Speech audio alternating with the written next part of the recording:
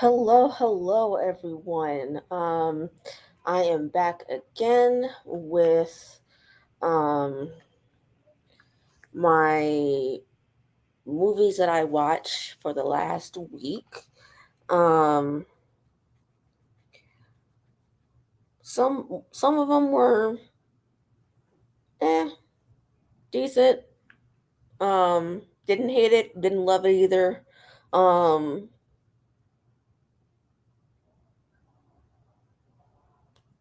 a couple others were um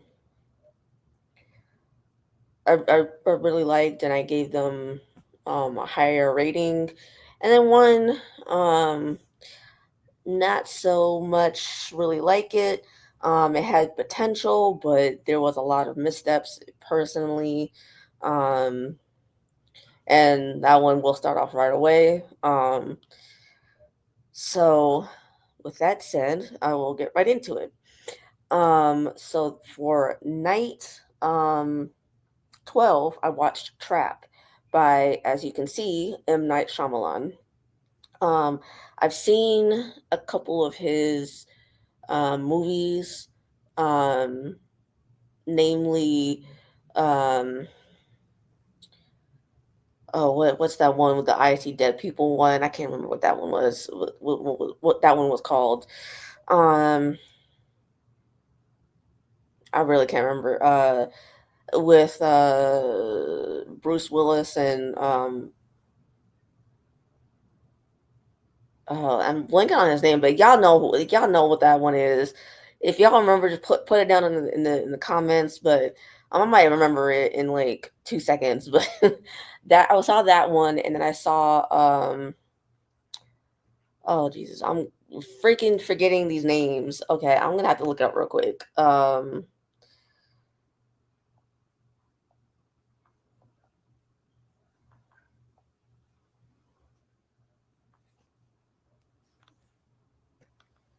The Sixth Sense and was the one I couldn't remember the name of, and then Signs. Um, I watched Signs. And Signs was pretty decent. I've seen it at least a handful of times. Um, so I have experience watching his stuff. Um, like with a certain um filmmaker, producer out of Atlanta, Georgia. Won't name names, but out of Georgia. Um he started out fine and decent, if not good.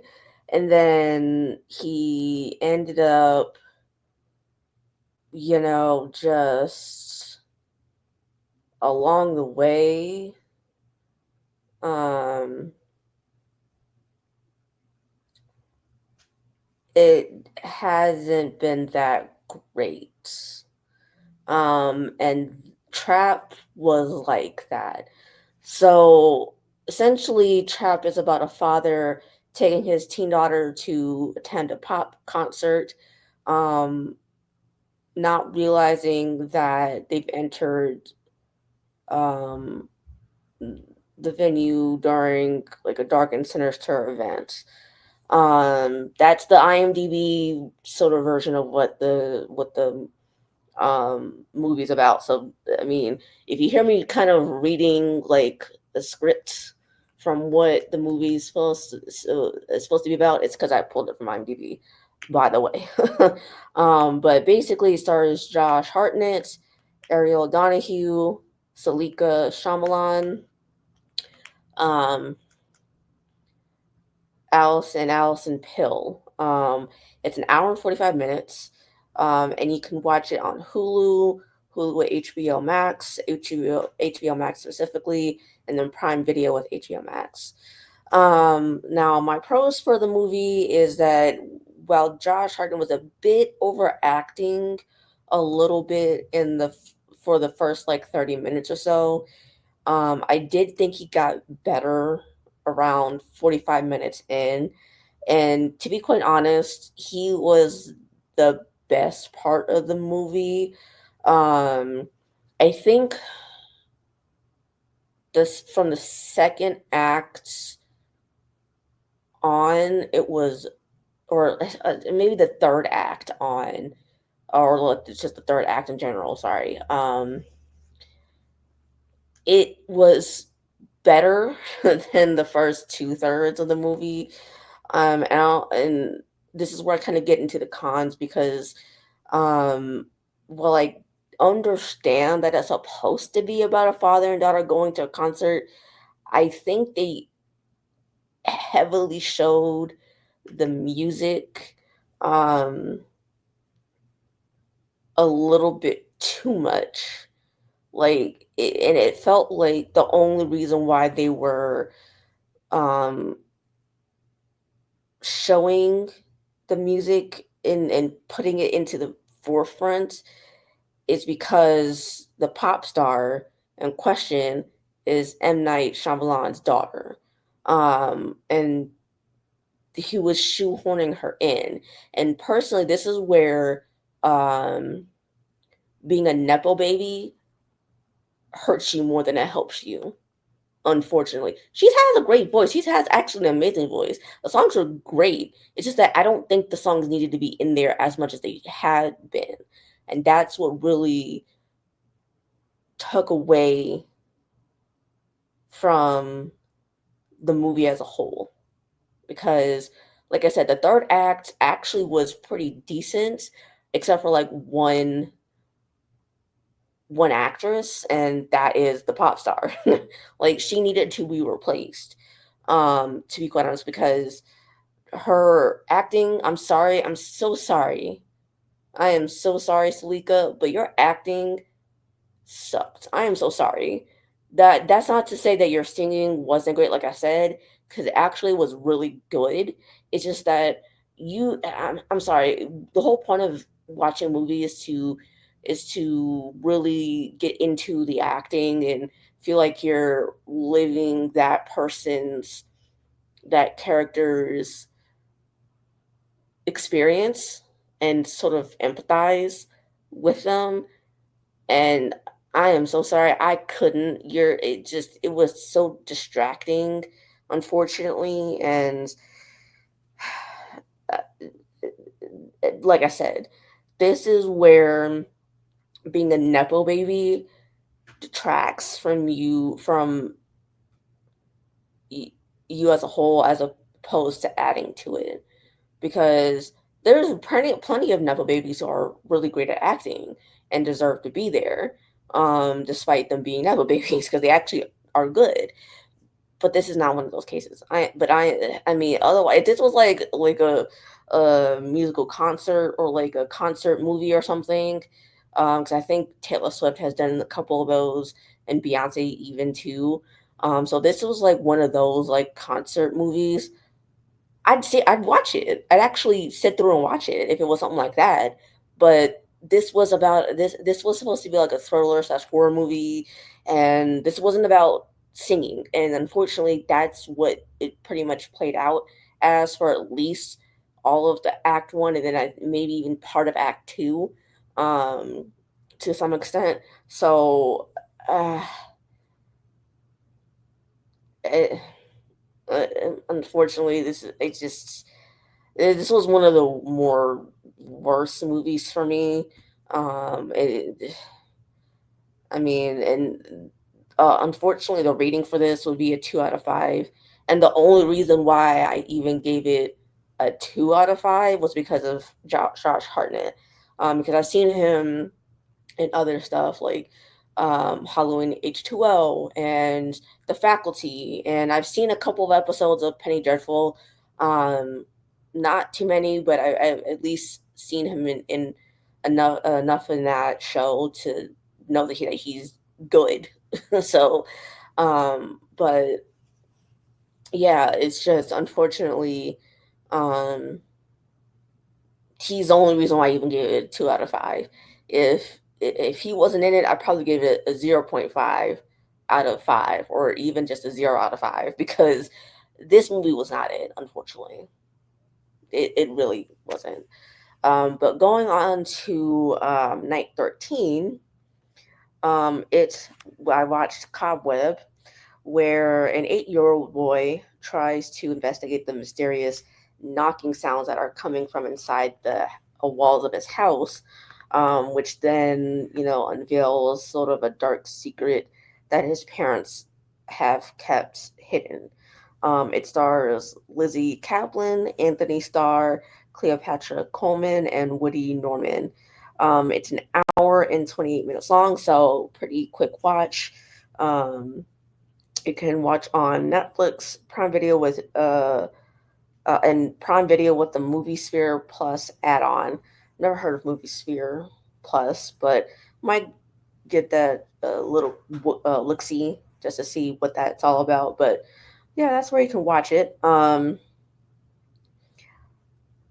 I so I will say that those parents, though, they really need to be underneath the jail. I mean, for gaslighting their son like that, because that was so foul. If you watch the movie either that same night, before before that night, or even since that night, um you know what I'm talking about. They were gaslighting the hell out of that boy, and I felt so bad for him until the end. And then I didn't kind of feel so bad for him because if you've seen the movie, you know what I'm talking about. Because it's like, well, dang, like he did all that, and that's what happened. That's what the real story is about. It's just like, okay. But like I said, the acting was there. It was decent. It wasn't my favorite um acting wise, but it wasn't my lead. It was, I didn't hate it either. I um I I mean, it was just it was. I mean, it was middle of the road for me. I might, have this on and playing in the background. Um, again, like somewhere down the line again, if I'm so inclined to watch it, maybe. But I mean, like I said, it's more of the middle of the road for me. So I give it like a 3.5 out of 5, just because, I mean, I didn't hate it, but I didn't love it either. So that's kind of where I landed with it as far as ratings go. Um, but I did like the um,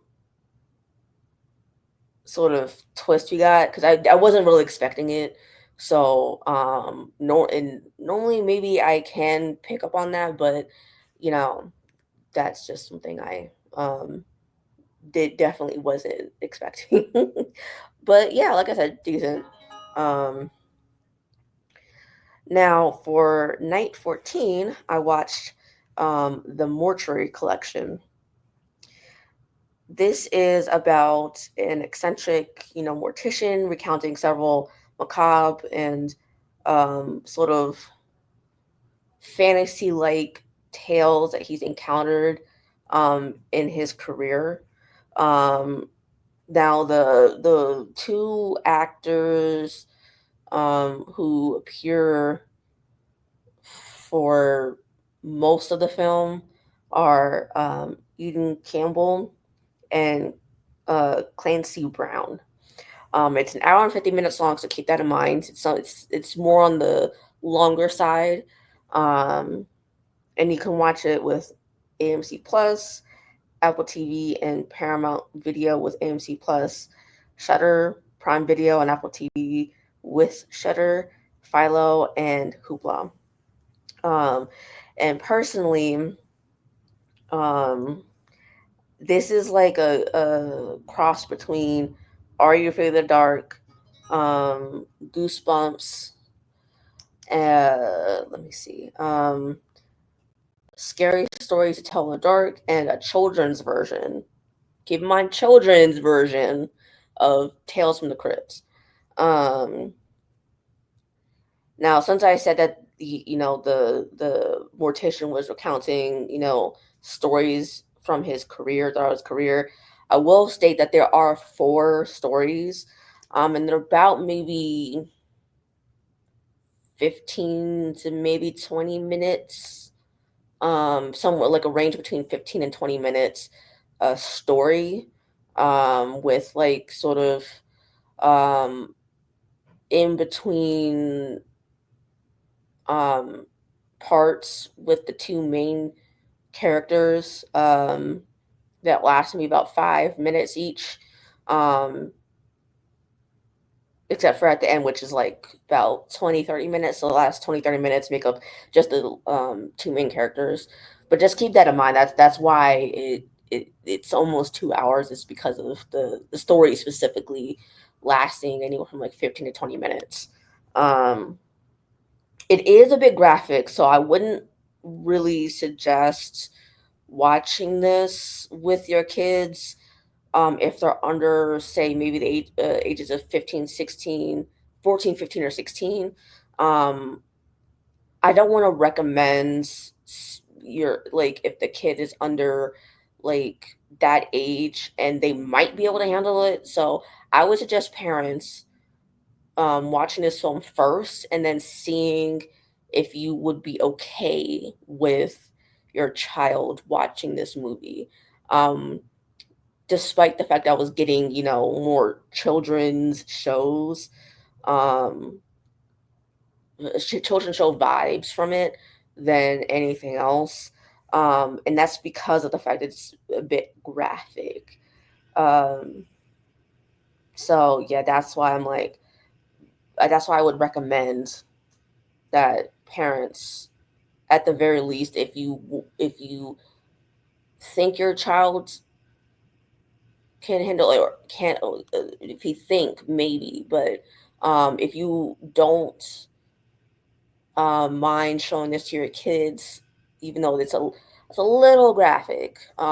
It's not so much. It's not on the. I don't think it's on the likes of, like, say, the Saw movies, because that's pretty graphic. I will say that is pretty up there on graphic, and it's not like Terrifier or anything. Well, I mean, I think they might do. They did a good job of it being kid friendly, but again, that's why I'm like, I don't know. I want to let the parents be up for this, like, or watch this first and then decide. But definitely someone who's 14, 15, and definitely 16 and up, like 16 or 17, would definitely be fine with this.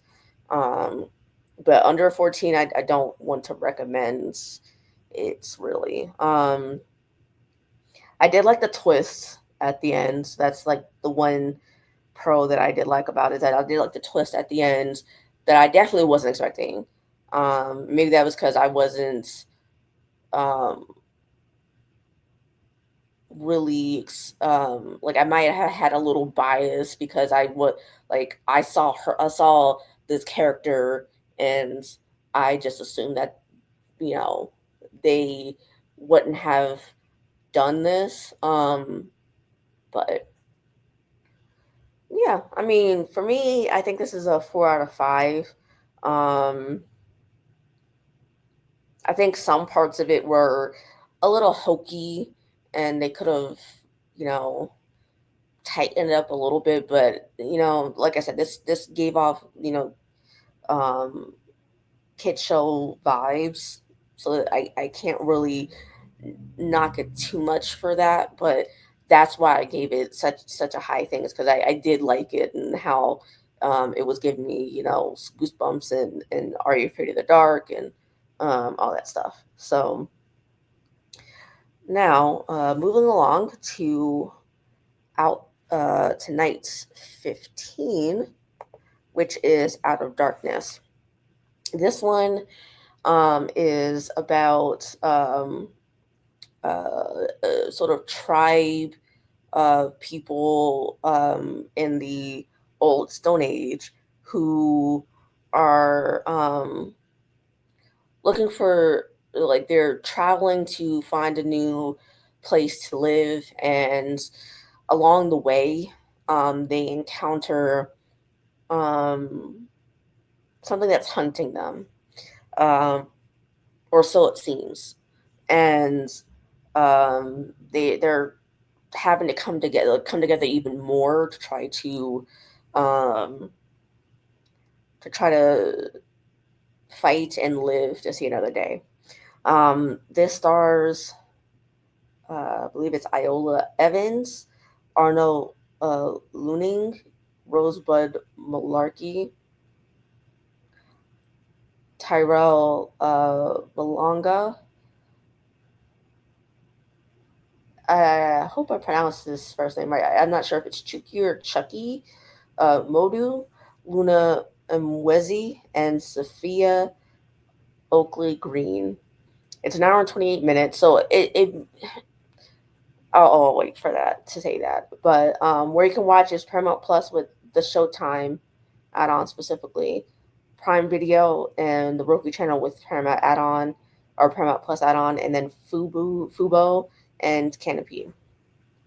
Now, this movie does does have subtitles because um, the entire film they are speaking in a different language.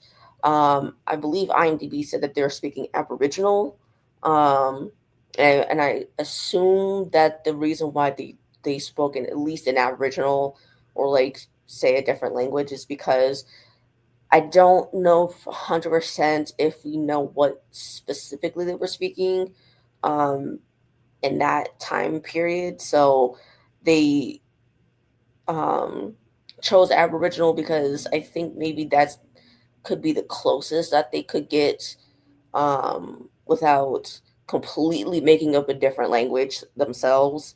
But keep that in mind that this does have subtitles, um, and that it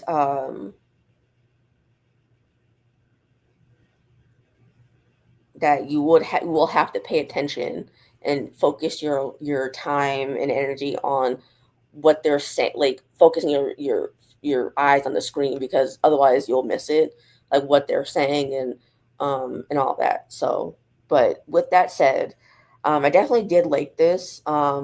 It's a British production that made this film.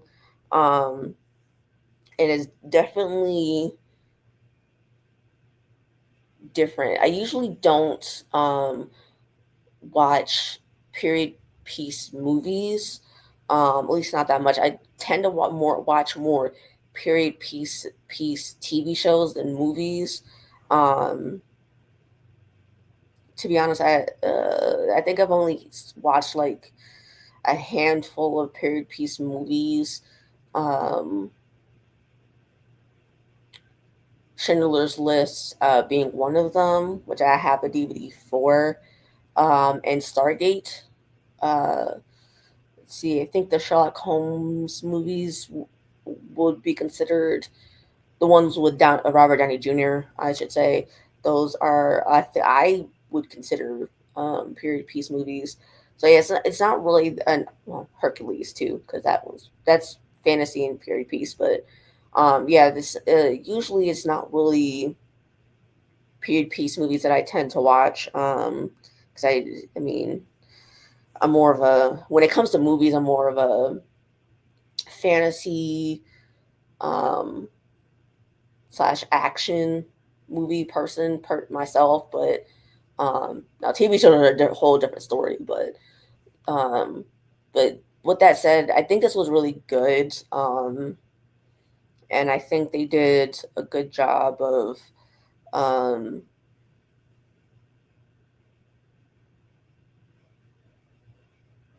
what's the word I'm looking for? I don't want to say progressing, but developing. That's what it was. Developing the characters, and especially when it's an hour and 28 minutes. I think they did a good job of doing that. Because it can be hit or miss because if the and I think that it really says something to the fact of the actors and actresses in the movie, um, and the fact that I think they had a good writing and directing team. So I think when all three of those things come together, that you know, um, when you can develop when those things come together and you do such a great job in an hour and a half that's kudos to you. So, yeah. Um,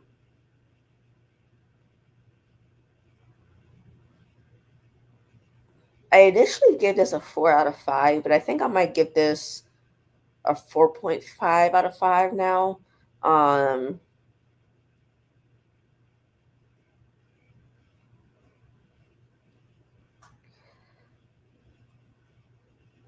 I think the only because I think they were maybe a tad bit slow in some parts, maybe, but I think this was also pretty typical of um, a pretty typical um, movie as well.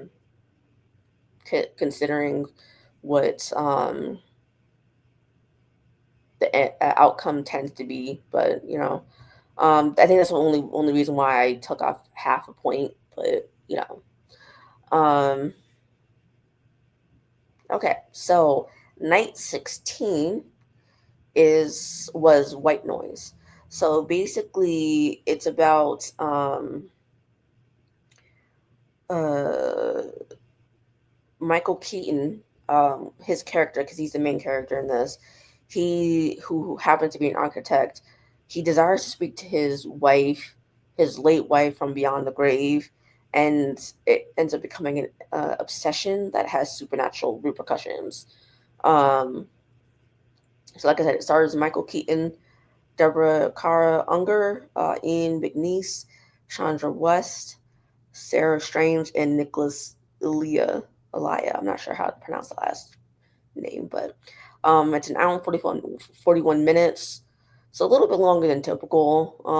But it's currently streaming on Netflix. I'm not sure how when it was added, but um, I don't think it's going anywhere for the time being because I didn't see that um, little leaving soon bit on the screen when I went to watch it a couple nights ago. But um, I the one pro that I had for the movie was that I think it does a good job of showing what grief can do to you when um not sorry what grief can do to you at the detriment of the loved ones around you, particularly children, because there's a certain scene um in the movie after the wife dies where Michael Keaton's character is doing a certain a certain activity repeatedly and doesn't seem to want to engage with anyone um or anything except for that one activity, and it's not like anything sexual or anything, but just to kind of put that out there. But um with that said, despite you know me liking what grief can do to you when you don't really try to work through it, is I think it's just decent. It's not my favorite either, but I didn't hate it either. So I mean that's why I'm giving it like a 3.5 out of 5. Michael Keaton did what he had to do in the film. Um, and so did the other characters who were in it, or the actors and actresses that were in it. Um, I think they sort of left it open ended where they could possibly, maybe someday make a sequel to this if they haven't already. I haven't looked into it to see if they have or not, but yeah. Right. So moving along, night 17 is open 24 hours. Um, so the gist of the movie is that after um setting her serial killer boyfriend on fire, a paranoid, delusional woman gets a job at an all night gas station. Um, So it stars Vanessa Grasse, Brandon Fletcher, Emily Tennant, and Cole Vigay. I'm not sure. It's an hour and 42 minutes. Um, you can watch it on Tubi, Prime Video, the Midnight Pulp, Amazon Channel, Hoopla, Pluto TV, Plex, and Fossum. Um, there's one scene that I did get sort of flashbacks to the Lost Boys, and if you watch the movie, you'll know what I mean. 'Cause I literally just rewatched Lost Boys, in the last like week or so. So yeah, I was like, that's definitely very reminiscent. So I wouldn't be surprised if they drew from that. Um, it's actually a pretty decent film because has a different take on the final girl that I personally haven't seen before. Um, so I definitely was giving that a lot of points. Um, but um, what I would give it is a 3.9 out of 5. And the only reason why I gave it a 1.1 points off is because I thought they were going in one direction and they didn't. Um, because the end of the film gave off the totally opposite direction that I was expecting to go. And personally, I would have liked it to go in the direction that I was expecting. Um, because I think there was some other movie, I can't remember what the name of it was, but it was basically about um it's a little similar, um but except the woman is I think in she's either the desk clerk for a motel, or she I think it's Night Shift. I think the movie's called Night Shift, I think. I watched it like a year or two ago, maybe. But yeah, so that I mean, I think if I'm remembering that movie correctly, that's where I was expecting it to go, but um, it didn't. So I would have preferred to go in that direction, but yeah, and so that's why I took off as much of as many points as I did. Um, Now, the last night tonight, for night 18, is Ghost Ship. Um, Basically, this movie is about a salvage crew that discovers a long lost cruise ship from the early 1960s, floating lifeless in a remote region of the Bering Sea. And after they find it, they still notice that its long dead inhabitants may still be on board. Um, it's starring Gabriel Byrne, Juliana Margulies, Ron Eldard, Desmond Harrington, Isaiah Washington, Alex Dimitriades. Um, I believe that's how you say his last name.